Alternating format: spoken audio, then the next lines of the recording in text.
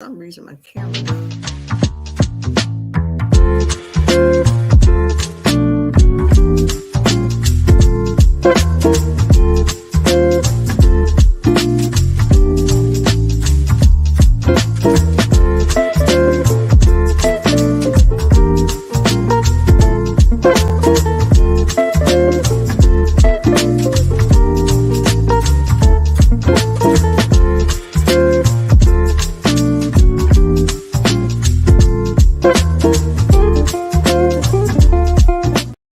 Hello, and welcome to a very special edition of Wealth Building Wednesday. Nope, it's not Wednesday. It is actually Thursday when you're seeing this for the first time. It may be a Wednesday when you decide to watch it, but whenever you watch it, this is your invitation to take advantage, as always, of services and opportunities that can help us move beyond poverty, advancing ourselves physically, mentally, socially, economically, and being able to prosper. And so this very special edition of Wealth Building Wednesday, as always, is brought to you by TRHT Selma. TRHT stands for Truth, Racial Healing, and Transformation. We are an initiative that is a part of Black Belt Community Foundation and the Selma Center for Nonviolence. I am delighted to have our guest today. Now, we're not going to take up quite 30 minutes because if you've been watching Wealth Building Wednesday for a long time, you know, okay, 30 minutes, let me get my notepad.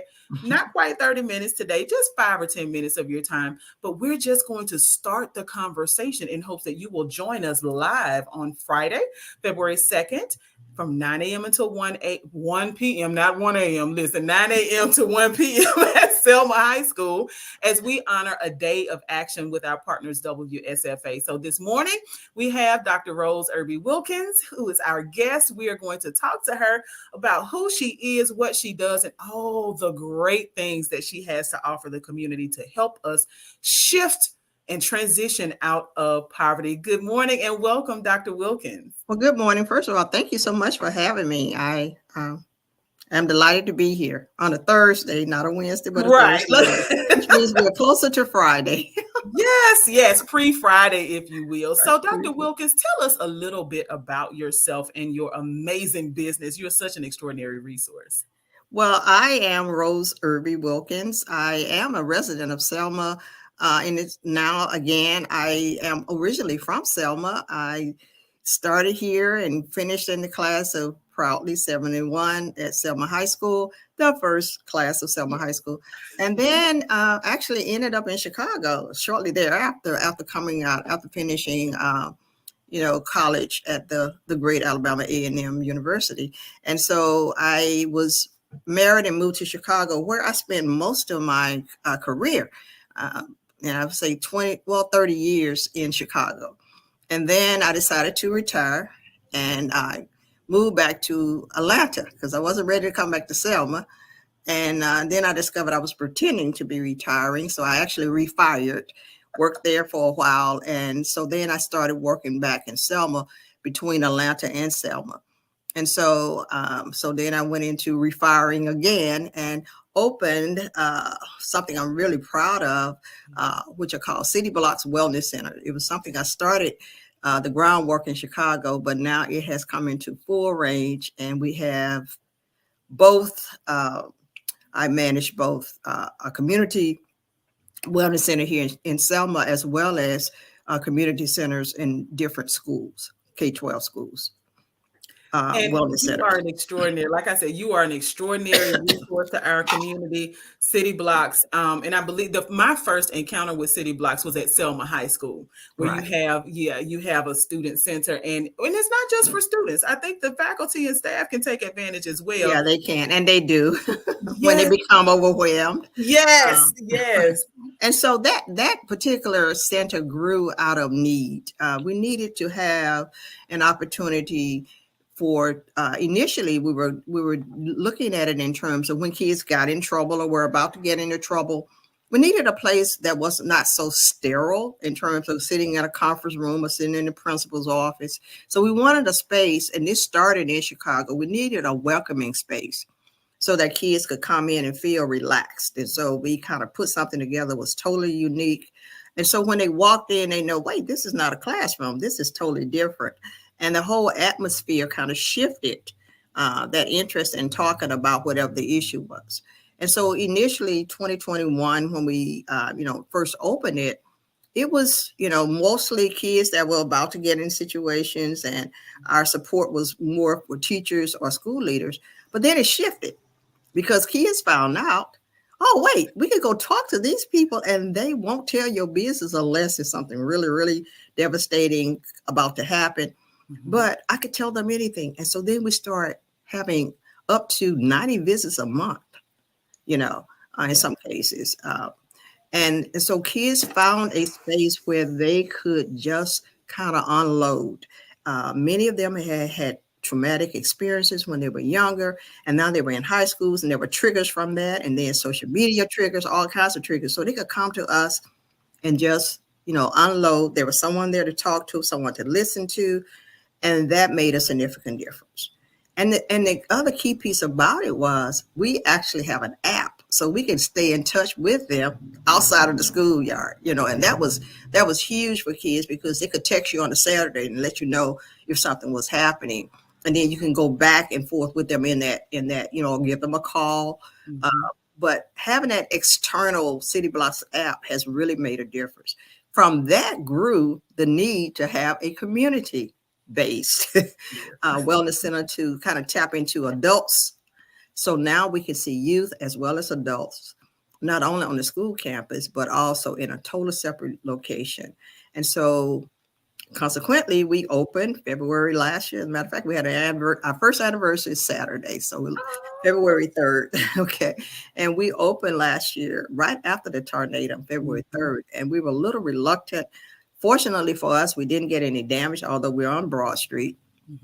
And so we decided to go on and open because we felt there's going to be a significant need for people to talk after this, particular tornado occurred.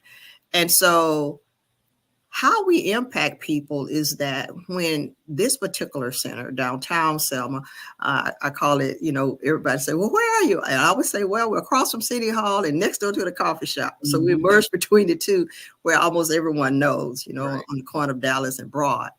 And what has really made the difference here in this wellness center is that we are tapping into the blocks of Selma and outside of Selma. And we're offering something that no one else is offering. We have coaches, and we use that term intentionally because there's still that stigma across certain communities about counseling. We also have counselors, and we determine when a person comes in which best suits that person. For kids, they like the term coaching. So we use clarity coaching, personal development coaching, transformational coaching. Those terms are, okay and palatable for people. And so they don't get all caught up into the stigma of, what mental wellness should look like. Right. How it makes a difference, I think, is that people now who normally would not utilize these type of services are coming to us.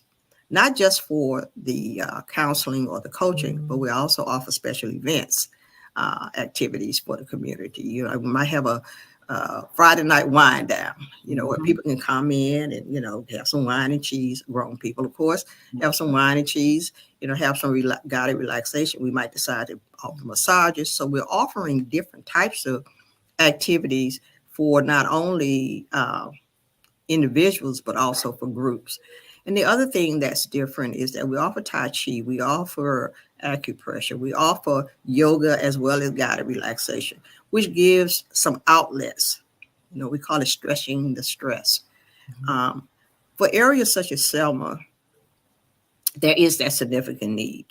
When we go back and we revisit January 2023, lots of trauma. That was one of what we consider a huge traumatic event. Yes. Okay. It's high impact. And so what we needed to do is have people understand now, first you go through, relief, just get me out of this, but then there's that recovery process. And I always like when I'm looking at, when I'm talking about Selma coming out of the tornado, at first when you went outside, it just looked totally devastated. Absolutely. And then trucks and people came in from everywhere to give us some relief, to move things out of the way so we can, move from point A to point B. But then after trucks start moving debris, what did not happen, we saw all of that physical debris, we did not see the mental Yeah. debris that was left. Mm-hmm. You know, people who lost things, and people lost their homes. For youth, this is a stuff generation.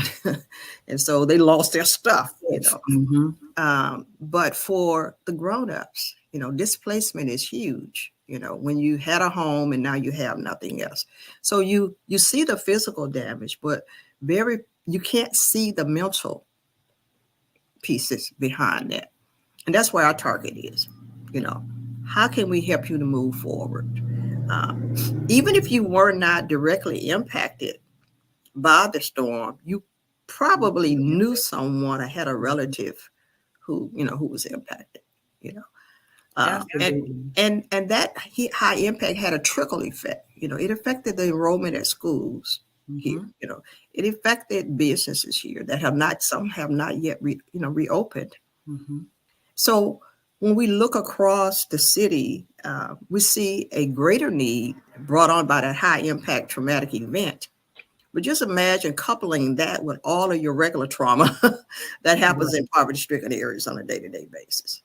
Right. And so we're excited that you have such an extraordinary um that you've had such extraordinary opportunities to serve our community, Mhm. and that you're continuing to offer these resources, and they can directly impact poverty, because when you're not mentally feeling well, physically you can be impacted, on the job, Lord, just like you were saying, what happens when you're carrying all of that stuff and you Mhm. are responsible, you're the first face that people see at your job, Oh, right? yeah. So customer service may be, not up to par, because your personal weather is not a sunny day. You're dealing with a storm on the inside. And so for those of us who are planning to attend the Day of Action on February 2nd, which is tomorrow to us, how can we take advantage, or what do we need to have in order to take advantage of your service? I think the first thing you have to have is just an awareness. Okay. That has been our biggest goal this year, this first year. Our biggest goal has been developing that awareness that we exist. Okay. The second thing that you need to have is just, intentionally stop by, because when people walk into the center, we tap into every sense there is. You get a smell, you get, visually appeasing place, and it looks good, it smells good, and we try to treat our clients well and our customers well. One of the things in terms of having us, we just have tomorrow. We expect to have an opportunity for people to complete through a QR code, a Connect card, and that just gives them information about us, but it also gives us some information about them, so that they can tap into. Uh, we try to make sure that anything that we do as city blocks is well rounded to adapt to significant different types of various types of people. We don't want to just hit one particular interest group. And so to do that, yeah, we have focus groups. We have something called cupcakes and conversations, just for Yes. for you to tap into. But there's no, you don't need to have any money available to tap into our service initially. We've kept our prices at a very low rate. When I say very low, we're talking $10 a class. Uh, and one of the other areas that we are going to tap into now that we are finding a great need is bereavement. Not just for victims, but also helping people to cope Mm-hmm. with just the normal um, family losses and other kinds of losses. And so if they are coming tomorrow, we'll have an opportunity just to share information about ourselves, our company, our process, and then give them an opportunity to give us some feedback about what they like. What are their needs, Yeah. because you can have the best laid plan, but if it's not tapping into the needs of the people, it Right. just, It's just a plan. Yeah. it's a dream dancing around in your head. Yes. So we need to make sure that we are targeting the people who need our services and the types of services that they're interested in. So that's what our focus will be tomorrow.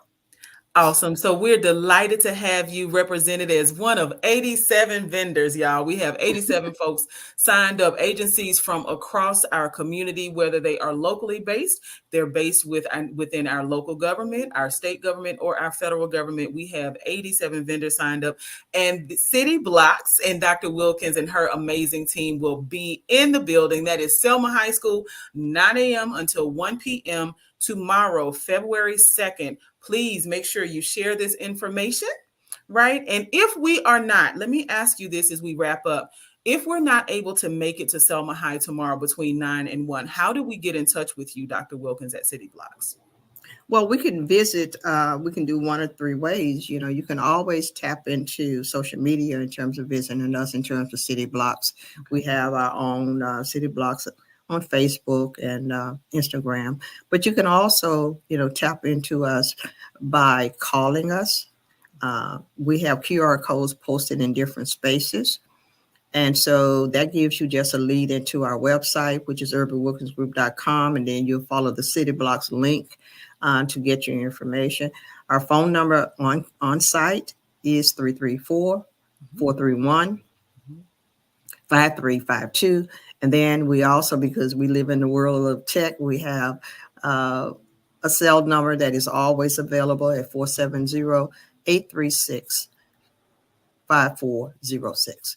So those are the easiest way to get in touch with us. And then the best way to find out is just to stop by 300 Broad Street in Selma on the corner of Dallas and Broad, and just come in and take a look.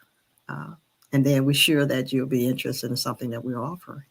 Absolutely. So again, I want to thank you for taking time out today to talk about your amazing business with the amazing services that you offer. And y'all, please stop by the City Blocks table, because like she said, when you walk into their building, it smells good. It's beautiful. The space at Selma High, I felt like I was walking into HGTV. Like, so they put their money where their mouth is. And if you are looking for, or maybe just even considering whether you need a coach or not, stop by the table and talk to the folks at City Block. So again, I thank you for your time and look forward to seeing you tomorrow. We'll look forward to seeing you, and thank you again for having us. And we look forward to sharing more information tomorrow at the event at Selma High School. Absolutely. See you then. See you then. All right. Bye-bye.